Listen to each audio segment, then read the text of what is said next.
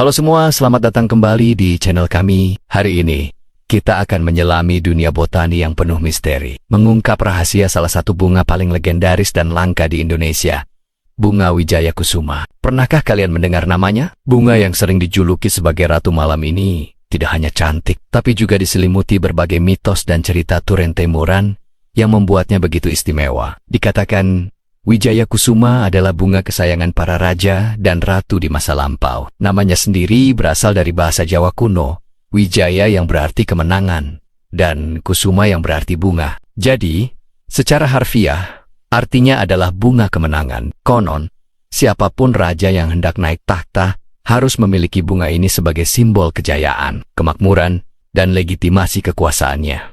Sebuah pusaka hidup yang sangat berharga. Tapi, apa yang membuatnya begitu misterius? Salah satu keunikannya yang paling terkenal adalah waktu mekarnya. Berbeda dari bunga lain yang mekar di pagi atau siang hari, Wijaya Kusuma memilih kegelapan malam untuk menunjukkan pesonanya. Proses mekarnya pun sangat singkat dan dramatis.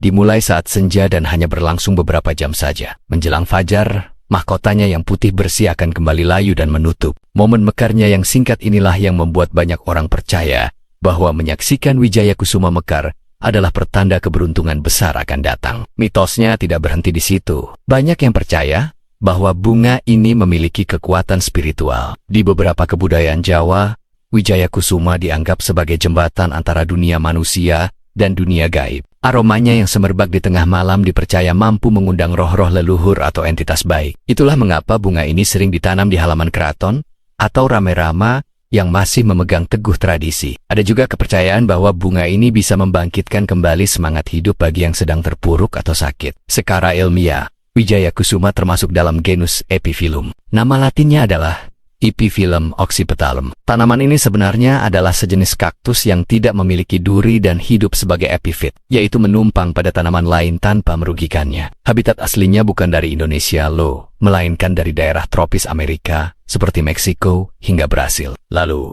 bagaimana bisa sampai ke Nusantara dan menjadi begitu melegenda? Kemungkinan besar, bunga ini dibawa oleh para pedagang atau kolektor tanaman pada zaman kolonial, dan kemudian berakulturasi dengan budaya lokal. Salah satu hal yang membuat bunga ini terasa langka adalah karena ia tidak mekar setiap saat. Tanaman Wijaya Kusuma membutuhkan kondisi yang sangat spesifik untuk bisa berbunga, seperti suhu yang tepat, kelembapan yang pas, dan pencahayaan yang tidak terlalu terik. Kadang, butuh waktu bertahun-tahun merawatnya sampai ia akhirnya mau menunjukkan bunganya. Kesabaran sang perawat benar-benar diuji, dan ketika bunga itu akhirnya mekar, rasanya seperti sebuah anugerah. Bentuk bunganya sendiri sungguh memukau. Mahkotanya berlapis-lapis, berwarna putih gading yang bersih, dengan benang sari kuning keemasan di tengahnya. Saat mekar sempurna, diameternya bisa mencapai belasan sentimeter. Keindahannya yang agung dan rapuh di tengah keheningan malam menciptakan suasana yang magis, dan tak terlupakan bagi siapa saja yang cukup beruntung menyaksikannya. Selain mitos kejayaan, ada juga legenda yang menghubungkan Wijaya Kusuma dengan tokoh pewayangan,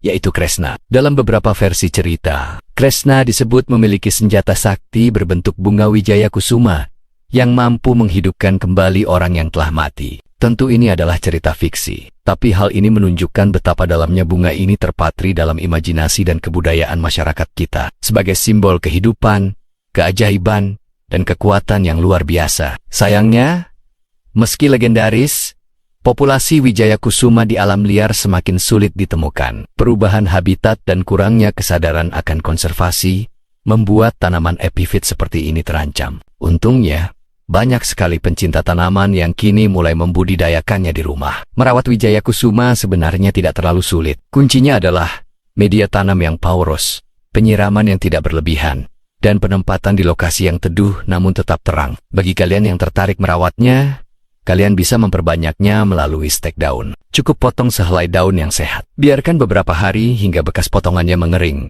Lalu tancapkan di media tanam. Dengan perawatan yang baik, siapa tahu, suatu malam nanti kalian akan dikejutkan dengan mekarnya sang ratu malam di halaman rumah kalian sendiri. Jadi, Wijaya Kusuma lebih dari sekadar bunga. Ia adalah perpaduan antara keindahan alam, sejarah panjang, dan kepercayaan yang kaya. Ia mengajarkan kita tentang kesabaran, tentang keindahan yang bisa muncul di saat yang tak terduga, dan tentang bagaimana sebuah tanaman bisa menjadi bagian tak terpisahkan dari identitas budaya suatu bangsa. Misteri mekarnya di tengah malam seolah menjadi pengingat bahwa ada banyak keajaiban di dunia ini yang terjadi saat kita tidak melihatnya.